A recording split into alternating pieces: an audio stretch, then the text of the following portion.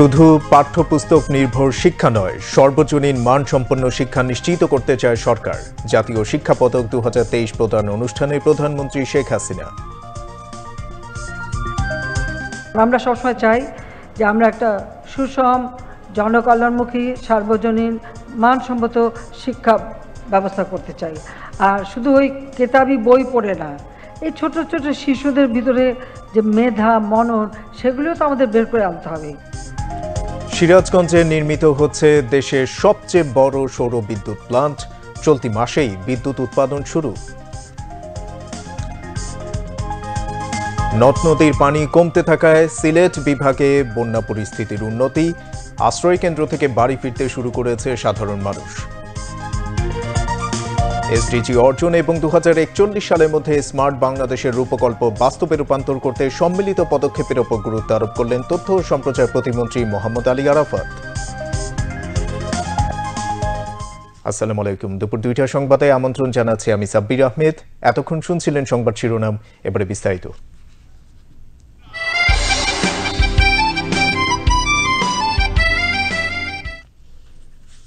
ভিক্ষুকের জাতির ইজ্জত থাকে না, বেশি ভিক্ষা আমি করতে চাই না। সেই জন্য তোমাদের দ্বিতীয় কাজ হবে প্রোডাকশন বাড়াও। প্রধানমন্ত্রী শেখ হাসিনা বলেছেন, শুধুই পাঠ্যপুস্তক নির্ভর শিক্ষা নয়, সর্বজনীন মানসম্পন্ন ও আধুনিক প্রযুক্তি জ্ঞান সম্পন্ন শিক্ষা নিশ্চিত করতে চায় তার সরকার। তিনি বলেন, শিশু সুপ্ত প্রতিভা বিকশিত করার লক্ষ্যে শিক্ষা কারিকুলাম আধুনিকায়ন করা হয়েছে। সকালে রাজধানীর ওসমানী স্মৃতি মিলনায়তনে জাতীয় শিক্ষা পদক 2023 বিতরণ এবং জাতীয় শিক্ষা সপ্তাহ 2024-এর উদ্বোধনী অনুষ্ঠানে প্রধানমন্ত্রী কথা বলেন। শিক্ষা সপ্তাহ উপলক্ষে 18টি ক্যাটাগরিতে 126 ব্যক্তি ও প্রতিষ্ঠানের মধ্যে 36 জন শিক্ষার্থী, 15 ব্যক্তি এবং 3টি সংস্থা সরাসরি প্রধানমন্ত্রীর কাছ থেকে পদক গ্রহণ করেন। বিস্তারিত আতর রহমানের রিপোর্টে ক্যামেরায় ছিলেন একে আজাদ। শিশু বান্ধব প্রাথমিক শিক্ষা, স্মার্ট বাংলাদেশের প্রাথমিক শিক্ষা পদক প্রদান, যার মূল লক্ষ্য শিশুদের সুপ্ত প্রতিভা বিকাশের মাধ্যমে নিজ সংস্কৃতির উন্নয়ন, আত্ম উন্নয়ন, আত্মনির্ভরশীলতা অর্জন এবং দেশ ও আন্তর্জাতিক প্রতিযোগিতায় অংশগ্রহণের মাধ্যমে নিজ দেশের সংস্কৃতি উন্মোচন করা। নৃত্য বালিকা জাতীয় পর্যায়ে ব্যক্তি, প্রতিষ্ঠান ও শিক্ষার্থী এই 3 ক্ষেত্রে বিজয়ী 54 জনের মাঝে জাতীয় শিক্ষা পদক 2023 বিতরণ করলেন প্রধানমন্ত্রী শেখ হাসিনা। একই সঙ্গে প্রধানমন্ত্রী উদ্বোধন করেন জাতীয় শিক্ষা সপ্তাহ 2024-এর প্রতিপাদ্য শিশু বান্ধব প্রাথমিক শিক্ষা, স্মার্ট বাংলাদেশের দীক্ষা। শিক্ষা সহায়তা ট্রাস্ট ফান্ড গঠন করে দিয়ে শিক্ষার প্রসারে নানা পদক্ষেপ উঠে আসে প্রধানমন্ত্রী বক্তব্যে। বলেন, গত 1.5 দশকে প্রাথমিক বিদ্যালয়ে নারী শিক্ষকের সংখ্যা বৃদ্ধি পেয়েছে 3 গুণ। প্রধানমন্ত্রী বলেন, প্রতিটি বিদ্যালয়ে স্থাপন করা হবে কম্পিউটার ল্যাব। পরিকল্পনা রয়েছে প্রাক প্রাথমিক শিক্ষা 2 বছর করার। শিশুর সুপ্ত প্রতিভা বিকশিত করার তাগিদ প্রধানমন্ত্রীর। এই ছোট ছোট শিশুদের ভিতরে যে মেধা, মনন, সেগুলিও তো আমাদের বের করে আনতে হবে, তাদের সুযোগ দিতে হবে। তাদের ভিতরে যে একটা কিছু করার ক্ষমতা আছে, সেটা যাতে বিকশিত হতে পারে, সেই সুযোগটা সৃষ্টি করা দরকার। আর সেদিকে লক্ষ্য রেখেই কিন্তু আমরা শিক্ষার কারিকুলাম আধুনিক প্রযুক্তি জ্ঞানের মধ্যে নিয়ে আসছি। প্রত্যেক স্কুলে ইতিমধ্যে আমাদের লক্ষ্য আছে যে প্রতিটি স্কুলেই আমরা কম্পিউটার ল্যাব করে দেব। আর প্রাইমারি 1 বছরের জন্য, এখন আমরা সেটা 2 বছরের জন্য করতে চাচ্ছি। সেটা পড়াশোনা না, খেলাধুলার মধ্য থেকেই তাদের ভিতরে যে সুপ্ত মেধাটা আছে, সেই মেধাটা কিভাবে বিকশিত করা যায়। শুধুই পাঠ্যপুস্তক নির্ভর শিক্ষা নয়, আধুনিক প্রযুক্তি জ্ঞান সম্পন্ন শিক্ষা নিশ্চিত করতে চায় সরকার। প্রধানমন্ত্রী বলেন, দারিদ্র্য মুক্তির মূল শক্তি হবে শিক্ষা, আর স্মার্ট বাংলাদেশ গড়ে তোলার মূল কারিগর হবে আজকের শিশুরাই। আমাদের বাংলাদেশ স্মার্ট বাংলাদেশ গড়ে উঠবে, তাহলে আমাদের স্মার্ট সিটিজেন হবে, smart government, smart economy, smart society. অর্থাৎ এই যে প্রযুক্তি জ্ঞান সম্পন্ন দক্ষ জনশক্তি, এই ছোট্টবেলা থেকেই, শিশুকাল থেকেই ধীরে ধীরে তারা সেইভাবে গড়ে উঠবে, দেশপ্রেমে উদ্বুদ্ধ হবে এবং দেশের উন্নয়নে তাদের চিন্তাভাবনা, তারা আরও নতুন নতুন উদ্ভাবনী শক্তি দিয়েই দেশকে সামনের দিকে এগিয়ে নিয়ে যাবে, সেটাই আমি চাই। কাজে আজকের শিশু আগামী দিনের নাগরিক, যারা একদিন এদেশে কর্ণধার হবে। এই শিশুদের মধ্য দিয়ে তো একদিন কেউ প্রধানমন্ত্রী হবে, মন্ত্রী হবে, বড় বড় সরকারি চাকরি করে বৈজ্ঞানিক হবে। একসময় তো আমাদের চাঁদেও যেতে হবে। সেই বিজ্ঞান সম্পন্ন জ্ঞান, সেই জ্ঞানটা আমাদের শিশুরা যাতে এখন থেকে পায় তার জন্য ব্যবস্থা করতে হবে। অনুষ্ঠানে আরও বক্তব্য রাখেন প্রাথমিক ও গণশিক্ষা প্রতিমন্ত্রী রোমানা আলী এবং এ মন্ত্রণালয়ের সচিব ফরিদ আহমদ। পরে শিশুদের অংশগ্রহণে পরিবেশিত হয় মনোজ্ঞ সাংস্কৃতিক অনুষ্ঠান। যেই ছেলেটি ভূমিষ্ঠ হবার পর থেকে পিতার সকল কিছু থেকে বঞ্চিত। এ সময় জাতির পিতার ছোট্ট ছেলে শেখ রাসেলকে নিয়ে কবিতা পাঠ করে শোনায় চতুর্থ শ্রেণীর শিক্ষার্থী সৌমিত্র শাহ নীলাদ্রি, যা আবেগ আপ্লুত করে বঙ্গবন্ধু কন্যা শেখ হাসিনাকে। হাসুপা, আপু, তোমরা তো বেঁচে থাকবে, তোমরাই এই দেশকে, এই দেশের সরল মানুষগুলোর পাশে দাঁড়িয়েও। আতাউর রহমান, বাংলাদেশ টেলিভিশন। নিজস্ব অর্থায়নে নির্মিত দেশের সর্ববৃহৎ অবকাঠামো পদ্মা সেতু নির্মাণ প্রকল্পের জন্য গৃহীত ঋণের সপ্তম ও অষ্টম কিস্তি পরিশোধ করেছে বাংলাদেশ সেতু কর্তৃপক্ষ। সকালে গণভবনে প্রধানমন্ত্রী শেখ হাসিনার উপস্থিতিতে সড়ক পরিবহন ও সেতুমন্ত্রী ওবায়দুল কাদের অর্থ বিভাগের নিকট উক্ত ঋণের সপ্তম ও অষ্টম কিস্তি বাবদ ৩১৪,৮৪,৮৬,৯63 টাকা পরিশোধের চালান হস্তান্তর করেন। সরকারের নিজস্ব অর্থায়নে নির্মিত পদ্মা সেতু বাংলাদেশের অহংকার, গর্ব ও আত্মমর্যাদার প্রতীক। এই সেতু নির্মাণে ব্যয় হয়েছে ৩২,৬০৫,৫২ টাকা। ২০২২ সালের ২৬শে জুলাই সরকারের অর্থ বিভাগের সঙ্গে সংশোধিত ঋণ চুক্তি স্বাক্ষর করে বাংলাদেশ সেতু কর্তৃপক্ষ। ঋণ চুক্তি অনুযায়ী ১% সুদসহ ৩৫ বছরের ঋণের টাকা পরিশোধ করবে বাংলাদেশ সেতু কর্তৃপক্ষ। সপ্তম ও অষ্টম কিস্তি সহ পরিশোধিত মোট টাকার পরিমাণ ১২৬২,৬৬,৫৪৮ টাকা। সিরাজগঞ্জে যমুনা নদীর পাড়ে তৈরি হচ্ছে দেশের সবচেয়ে বড় সৌরবিদ্যুৎ প্লান্ট। প্রকল্পের কাজ প্রায় শেষ পর্যায়ে রয়েছে। চলতি মাসেই এই প্লান্ট থেকে বিদ্যুৎ উৎপাদনের কথা জানিয়েছেন সংশ্লিষ্টরা। শুধু বিদ্যুৎ উৎপাদনই নয়, এই প্লান্টের প্যানেলের নিচে হবে বিভিন্ন রকমের মৌসুমি ফসলের চাষাবাদ। সিরাজগঞ্জ জেলা প্রতিনিধি জয়নাল আবেদিন জয়ের তথ্য ছবিতে বিস্তারিত রুমনা আক্তারের রিপোর্টে। সিরাজগঞ্জ বঙ্গবন্ধু সেতুর পশ্চিম পারে ২১৪ একর পরিত্যক্ত জায়গা কাজে লাগিয়ে নির্মিত হচ্ছে ৬৮ মেগাওয়াট সৌর বিদ্যুৎ প্লান্ট। প্রকল্পের ২৭,০০০ পিলারের উপর সারি সারি বসানো হয়েছে প্রায় ১.৫ লক্ষাধিক প্যানেল। এ থেকে সূর্যের তাপ কাজে লাগিয়ে উৎপাদন হবে বিদ্যুৎ। আর প্রকল্পের জায়গার বহুমুখী ব্যবহার নিশ্চিত করতে সৌর প্যানেলের নিচে করা হবে মৌসুমি নানা ধরনের ফসলের চাষাবাদ। ৪ শতাধিক দেশি বিদেশি প্রকৌশলী আর শ্রমিক দিনরাত এই প্রকল্পের কাজ করছেন। ইতোমধ্যে পুরো প্রকল্পের কাজ শেষ পর্যায়ে। প্যানেল লাগানো কাজ করতেছি, অনেকদিন যাবত কাজ করতেছি। এখানে যে ফ্রেমগুলো দেখতেছেন, ফ্রেমগুলোতে আমরা সৌরবিদ্যুতের প্যানেল লাগাচ্ছি আর কি। কাজ প্রায় শেষের দিকে। এখানে আমরা শুরুতে স্ট্রাকচারগুলো করছি, এখন এই স্ট্রাকচারের উপরে মডিউলগুলো বসাচ্ছি। মডিউলের কাজও প্রায় শেষ প্রান্তে। জুন মাসেই নবায়নযোগ্য এ কেন্দ্র থেকে বিদ্যুৎ উৎপাদন শুরু হবে। এতে অল্প খরচে জাতীয় গ্রিডে যুক্ত হবে বিদ্যুৎ। জুন মাসের ২০ তারিখে আমরা এটার একটা কমার্শিয়াল অপারেশন ডেট হবে বলে আমরা একটা ধরে নিয়েছি আর কি। এই লক্ষ্যে যাবতীয় কার্যক্রম চলমান আছে। বিদ্যুৎটা এখান থেকে সরাসরি চলে যাবে আমাদের সিরাজগঞ্জের পাশে যে শিয়ালকুল গ্রিড সাবস্টেশন আছে সেখানে।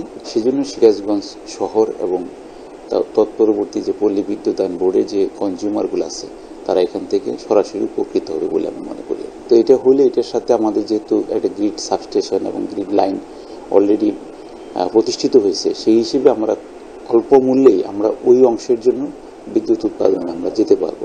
বাংলাদেশ ও চীনের যৌথ অংশীদারিত্বে এ প্রকল্প বাস্তবায়নে ব্যয় হচ্ছে ৯২১ কোটি টাকা। এর মালিকানায় রয়েছে north west power generation company এবং China CMC. Rumana Akter, Bangladesh television. Sylhet, Moulvibazar, Sunamganj ও হবিগঞ্জে নদ নদীর পানি কমতে থাকায় বন্যা পরিস্থিতির উন্নতি হয়েছে। হাওর এলাকার গ্রামগুলো কিছুটা জলমগ্ন থাকলেও আশ্রয়কেন্দ্র থেকে ঘরে ফিরতে শুরু করেছে সাধারণ মানুষ। এদিকে বন্যার্তদের মাঝে ত্রাণ বিতরণ অব্যাহত রেখেছে জেলা প্রশাসন। জেলা প্রতিনিধিদের পাঠানো তথ্য ছবিতে ডেস্ক রিপোর্ট।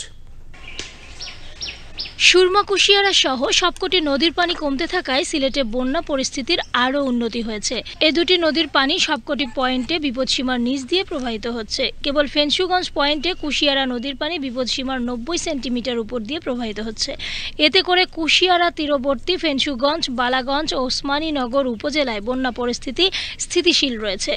বন্যা পরিস্থিতির উন্নতি হওয়ায় জেলার কোম্পানিগঞ্জ, গোয়াইনঘাট ও সদর উপজেলার আশ্রয়কেন্দ্রে থাকা সকল মানুষ বাড়ি ফিরে গেছেন। তবে এখনও 10টি উপজেলায় 235টি আশ্রয় কেন্দ্রে অবস্থান করছেন প্রায় 12,000 মানুষ। দুর্গতদের মধ্যে সরকারি বেসরকারি উদ্যোগে ত্রাণ তৎপরতা অব্যাহত রয়েছে। মৌলভীবাজারে উজান এলাকায় বন্যা পরিস্থিতির উন্নতি হয়েছে। মানুষের বাড়ি ঘর ও রাস্তা থেকে পানি নামতে শুরু করেছে। তবে আশ্রয় কেন্দ্রগুলো থেকে অনেকেই নিজ বাড়িতে ফিরে যাচ্ছেন, আবার অনেকেই বাড়িঘর থেকে পানি না নামায় আশ্রয় কেন্দ্রে অবস্থান করছেন। সেখানে রান্নাবাড়া করে অস্থায়ী জীবনযাপন করছেন। আশ্রয় কেন্দ্র ও দুর্গত এলাকায় প্রশাসন, জনপ্রতিনিধি এবং স্বেচ্ছাসেবী সংগঠনের উদ্যোগে রান্না করা ও শুকনো খাবার সহ ত্রাণ বিতরণ অব্যাহত রয়েছে। দেয়া হচ্ছে চিকিৎসা সহ সব সাপোর্ট। এদিকে গত 4 দিন যাবৎ তেমন বৃষ্টিপাত না হওয়ায় সুনামগঞ্জ জেলা সার্বিক বন্যা পরিস্থিতি আরও উন্নতি হয়েছে। সুরমা নদীর পানি সুনামগঞ্জের কাছে বিপদসীমার নিচ দিয়ে প্রবাহিত হচ্ছে। জেলার অধিকাংশ আশ্রয়কেন্দ্র থেকে লোকজন বাড়ি ফিরে গেলেও দিরাই, শাল্লা উপজেলার কয়েকটি আশ্রয়কেন্দ্র থেকে লোকজন বাড়ি ফিরে যেতে পারছে না। বন্যার ঢেউয়ের কারণে তাদের বাড়িঘর বিধ্বস্ত হওয়ায় তারা মারাত্মক দুর্ভোগে পড়েছে। সংসদ সদস্য ডক্টর জয়া সেন গুপ্তা শাল্লা উপজেলার আশ্রয়কেন্দ্রে বন্যায় ক্ষতিগ্রস্ত মানুষের মধ্যে খাদ্য সামগ্রী বিতরণ করেন। এদিকে জেলা প্রশাসক মোহাম্মদ রাশেদ ইকবাল চৌধুরী শান্তিগঞ্জ উপজেলা বন্যা ক্ষতিগ্রস্ত মানুষের মধ্যে দুর্যোগ ব্যবস্থাপনা ও ত্রাণ মন্ত্রণালয়ের পক্ষ থেকে বরাদ্দকৃত খাদ্য সামগ্রী বিতরণ করেন। এছাড়া সরকারি, বেসরকারি ব্যক্তি ও বিভিন্ন প্রতিষ্ঠানের পক্ষ থেকে বন্যা ক্ষতিগ্রস্ত মানুষের মধ্যে নগদ অর্থ, চাল, শুকনো খাবার ও খাবার পানি বিতরণ করা হচ্ছে। এছাড়াও হবিগঞ্জের কুশিয়ারা নদীর পানি দ্রুত নামছে। নবীগঞ্জ উপজেলার আউশকান্দি, দিঘলবাগ ও ইনাদগঞ্জ ইউনিয়নের মানুষ আশ্রয়কেন্দ্র থেকে নিজ নিজ বাড়িতে ফিরতে শুরু করেছেন। হবিগঞ্জের আজমিরিগঞ্জে কালনী নদীর পানি বিপদসীমার ওপর দিয়ে প্রবাহিত হচ্ছে। জেলার 3 উপজেলার বিভিন্ন আশ্রয়কেন্দ্রে থাকা মানুষের মাঝে শুকনো খাবার বিতরণ অব্যাহত রয়েছে। সীমা শারমিন, বাংলাদেশ টেলিভিশন। নির্বাচন কমিশনের কাছে 2023 সালের আয় ব্যয়ের হিসাব জমা দিয়েছে বাংলাদেশ আওয়ামী লীগ। বাংলাদেশ আওয়ামী লীগের কোষাধ্যক্ষ HN আশিকুর রহমানের নেতৃত্বে দলের একটি প্রতিনিধি দল আজ নির্বাচন কমিশনে হিসাব জমা দেন। এ সময় প্রতিনিধি দলে ছিলেন বাংলাদেশ আওয়ামী লীগের প্রচার ও প্রকাশনা সম্পাদক ডক্টর আব্দুস সোবহান গোলাপ, দপ্তর সম্পাদক ব্যারিস্টার বিপ্লব বড়ুয়া এবং উপদপ্তর সম্পাদক সায়েম খান। পরের ব্রিফিংয়ে HN আশিকুর রহমান জানান, 2023 সালে বাংলাদেশ আওয়ামী লীগের মোট আয় হয় 27,14,45,000 টাকা এবং মোট ব্যয় 9,87,36,000 টাকা। আমাদেরকে একটা হিসাব বিবরণী দাখিল করতে হয় বাংলাদেশ নির্বাচন কমিশনে। আজকে নির্বাচন কমিশন যেটা আমরা দাখিল করছি 30 জুন 23 সালের যে খরচ, যে ব্যয় হয়েছে, 23 সালে যে আয় হয়েছে, সেই বিবরণীটা আমরা আজকে জমা দিলাম। আদেশ অনুযায়ী নির্বাচন কমিশনের নিবন্ধিত সকল রাজনৈতিক দলকে প্রতি বছর তার পূর্ববর্তী ক্যালেন্ডার ইয়ারের ইংরেজি বর্ষের আয় ব্যয়ের হিসাব দিতে হয়। বাংলাদেশ আওয়ামী লীগ প্রতি বছর যথারীতি সে আইন অনুসরণ করে নির্বাচন কমিশনকে বাৎসরিক আয় ব্যয়ের হিসাব জমা দেয়। তথ্য সম্প্রচার প্রতিমন্ত্রী মোহাম্মদ আলী আরাফাত বলেছেন, এসডিজি অর্জন এবং 2041 সালের মধ্যে স্মার্ট বাংলাদেশের রূপকল্পকে বাস্তবে রূপান্তর করতে সম্মিলিত পদক্ষেপ গ্রহণ করা জরুরি। তিনি আজ রাজধানীর একটি হোটেলে টেকসই উন্নয়ন অভিষ্ট লক্ষ্যমাত্রা এসডিজি সম্পর্কিত প্রথম জাতীয় কমিউনিকেশনস স্ট্র্যাটেজি এবং অ্যাকশন প্ল্যান 2024 থেকে 2030-এর চূড়ান্ত খসড়া উপস্থাপনা অনুষ্ঠানে কথা বলেন। প্রতিমন্ত্রী এসডিজি বাস্তবায়নে জনসচেতনতা বৃদ্ধি এবং জনসম্পৃক্তি সম্পৃক্ততা গড়ে তুলতে সকলের সহযোগিতা কামনা করেন। অনুষ্ঠানে অন্যান্যের মধ্যে প্রধানমন্ত্রী কার্যালয়ের এসডিজি বিষয়ক মুখ্য সমন্বয়কারী মোহাম্মদ আক্তার হোসেন, পরিকল্পনা কমিশনের সাধারণ অর্থনীতি বিভাগের সদস্য ডক্টর মোহাম্মদ কাউসার আহমেদ এবং বাংলাদেশ জাতিসংঘের আবাসিক সমন্বয়কারী গুইন লুইস বক্তৃতা করেন। এবারে আন্তর্জাতিক সংবাদ। গাজার ঘন বসতিপূর্ণ উত্তর, দক্ষিণ এবং মধ্যাঞ্চলে ইসরায়েলি বিমান হামলা এবং গোলাবর্ষণ অব্যাহত রয়েছে। হামলায় বহু প্রাণহানির খবর পাওয়া গেছে। মধ্য গাজার একটি বাড়িতে ইসরায়েলি হামলায় অন্তত ৩ জন নিহত হয়েছে।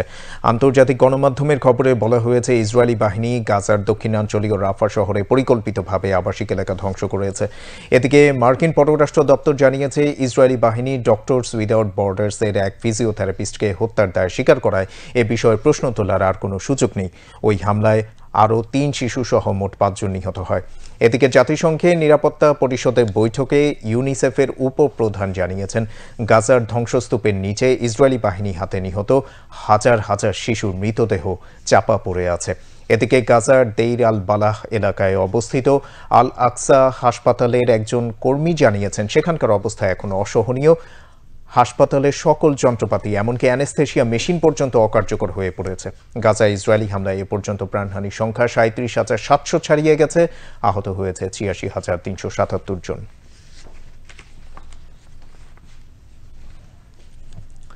দক্ষিণ আমেরিকার দেশ বলিভিয়ায় সেনাবাহিনীর একটি অভ্যুত্থান প্রচেষ্টা ব্যর্থ হয়েছে। অভ্যুত্থানের নেতৃত্ব দেওয়ার অভিযোগে জেনারেল জুয়ান ছোসে জুনিগাকে গ্রেফতার করেছে বলিভিয়া পুলিশ। রাষ্ট্রীয় টেলিভিশনে প্রচারিত এক ভাষণে বলিভিয়ার প্রেসিডেন্ট লুইস আর্সে দেশটিতে অভ্যুত্থান প্রচেষ্টার তীব্র নিন্দা জানিয়েছেন। এ সময় তিনি বলিভিয়ার সাধারণ নাগরিকদের গণতন্ত্রের পক্ষে সংগঠিত এবং তৎপর হবার আহ্বান জানান। তাছাড়া বলিভিয়ার সামরিক বাহিনীতে শীর্ষ পদে পরিবর্তন আনারও ঘোষণা দেন প্রেসিডেন্ট লুইস আর্সে। বলিভিয়ার সাবেক প্রেসিডেন্ট ইভো মোরালেসের সমালোচনা করায় জেনারেল জুনিগাকে বরখাস্ত করা হয়েছে বলেও জানান বলিভিয়ার প্রেসিডেন্ট। এদিকে ল্যাটিন আমেরিকার বিভিন্ন দেশসহ বিশ্ব নেতৃবৃন্দ বলিভিয়ায় সেনাবাহিনীর অভ্যুত্থান প্রচেষ্টাকে অবৈধ বলে মন্তব্য করেছেন। এর আগে বলিভিয়ার প্রেসিডেন্ট লুইস আর্সেকে উৎখাতে দেশটির রাজধানী লাপাজে অবস্থিত প্রেসিডেন্ট প্রাসাদে অভিযান চালায় সামরিক বাহিনী। এ সময় সামরিক বাহিনীর সদস্যরা বলিভিয়া গুরুত্বপূর্ণ মরিলো স্কোয়ারে অবস্থান নেয়। তবে অভ্যুত্থান প্রচেষ্টা ব্যর্থ হওয়ার পর ওই এলাকা থেকে সেনা সদস্যরা সরে যায়।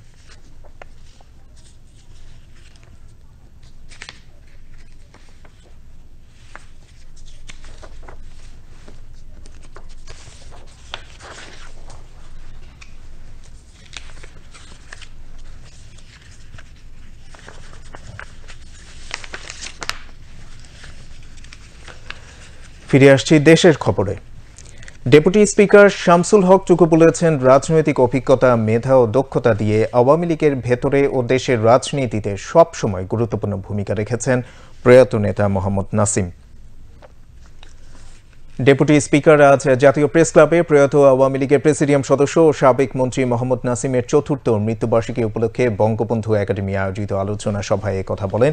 সংগঠনের সভাপতি শফিকুর রহমানের সভাপতিত্বে আলোচনায় অন্যান্যের মধ্যে আওয়ামী লীগের প্রেসিডিয়াম সদস্য অ্যাডভোকেট কামরুল ইসলাম, সংসদ সদস্য তানভীর শাকিল জয়, ঢাকা মহানগর দক্ষিণ আওয়ামী লীগের সাবেক সাধারণ সম্পাদক শাহে আলম মুরাদ এবং বঙ্গবন্ধু গবেষণা পরিষদের সভাপতি লায়ন মোহাম্মদ গনি মিয়া বাবুল বক্তৃতা করেন। অনুষ্ঠানে অ্যাডভোকেট কামরুল ইসলাম বলেন, সন্ত্রাস ও নৈরাজ্যের বিরুদ্ধে রাজপথে সবসময় সোচ্চার ছিলেন মোহাম্মদ নাসিম। তিনি বলেন, কেন্দ্রীয় রাজনীতির সাথে জড়িত থাকলেও তৃণমূলের সাথে সর্বোচ্চ যোগাযোগ ছিল প্রয়াত আওয়ামী লীগ নেতা মোহাম্মদ নাসিমের। এবারে খেলা খবর। আইসিসি টি-20 বিশ্বকাপের সেমিফাইনালে আফগানিস্তানের স্বপ্নযাত্রা থামিয়ে 9 উইকেটের জয় ফাইনালে উঠেছে দক্ষিণ আফ্রিকা। দুপুরের সংবাদ শেষ করার আগে শিরোনামগুলো জানিয়ে দিচ্ছি আরও একবার। শুধু পাঠ্যপুস্তক নির্ভর শিক্ষা নয়, সর্বজনীন মানসম্পন্ন শিক্ষা নিশ্চিত করতে চায় সরকার। জাতীয় শিক্ষা পদক 2023 প্রদান অনুষ্ঠানে প্রধানমন্ত্রী শেখ হাসিনা। সিরাজগঞ্জে নির্মিত হচ্ছে দেশের সবচেয়ে বড় সৌর বিদ্যুৎ প্লান্ট। চলতি মাসেই বিদ্যুৎ উৎপাদন শুরু।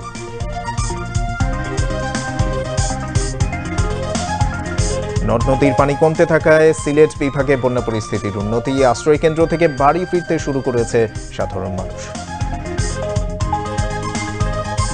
এসডিজি অর্জন এবং 2041 সালের মধ্যে স্মার্ট বাংলাদেশের রূপকল্প বাস্তবে রূপান্তর করতে সম্মিলিত পদক্ষেপের উপর গুরুত্ব আরোপ করলেন তথ্য ও সম্প্রচার প্রতিমন্ত্রী মোহাম্মদ আলী আরাফাত।